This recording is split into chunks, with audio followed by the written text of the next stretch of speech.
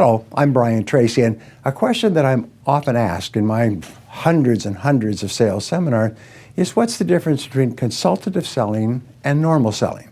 Well, normal selling is often called transactional selling.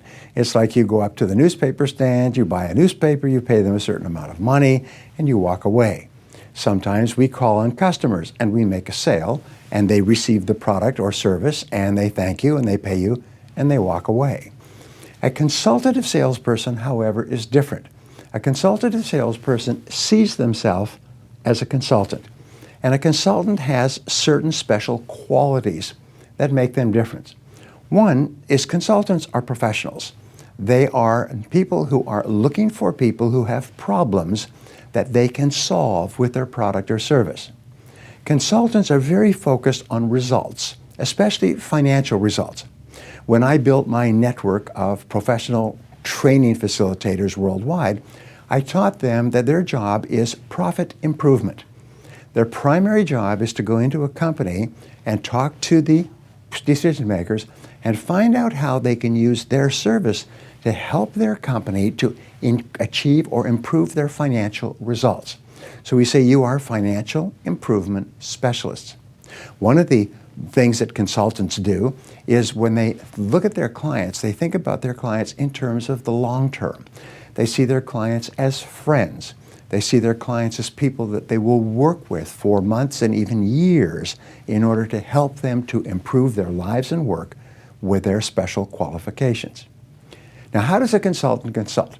I'll often ask this question. If you hired a consultant to come into your company and the consultant sat there, how do they consult? And after a little bit of thought, people will say, well, they would ask questions. Yes, a consultant is a problem detective. What they're doing is they're asking you questions to find out if you have a problem or need that their special expertise can help you to solve.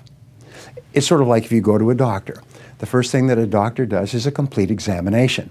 The doctor doesn't recommend a prescription or a course of treatment. The doctor asks you a lot of questions, does a lot of tests, and only then comes back with a diagnosis and says, this is what I think your situation is, and these are the alternatives that we have to deal with your situation. Consultants also provide customized versus generic solutions. Now, a customized solution means it's what we almost call a co-generated solution. The solution is generated in cooperation with the customer. We don't go in with a solution, we go in and step by step as we get to understand the needs and problems and difficulties of the client, then we start to suggest, well, perhaps we could do this or perhaps we could do that. And the solution that they come up with is completely privatized, completely personalized to that particular company. Their calls in consultative selling are far more interactive. There's about a 70% rule. We say that 70% of the work of a consultant is asking questions and 30% or less is listening. As they go through the consulting process, they provide insights to their prospects and customers. They ask, have you ever thought of doing it this way? Or what if we were to approach it from this point of view? Or did you realize that it's now possible to achieve your goals using this method or this technology? In other words, they don't tell people what to do. They provide insights to demonstrate their expertise and to open the customer to the possibility that working with you can make a big difference. So how do you become a consultative salesperson? Many years ago, I learned this from a consultative salesperson. He said the hardest part of becoming a consultant is having the courage to call yourself a consultant. So after that, I began to practice these words. When I met with a client and I was selling financial services, investments, eventually real estate and other things, when I met with a client, I say, Mr. Prospect, please relax. I'm not here to sell you anything. I see myself more as a consultant than as a salesperson, and all I would like to do today is ask you some questions and see if we can't help you achieve your goals in a cost-effective way. Would that be okay?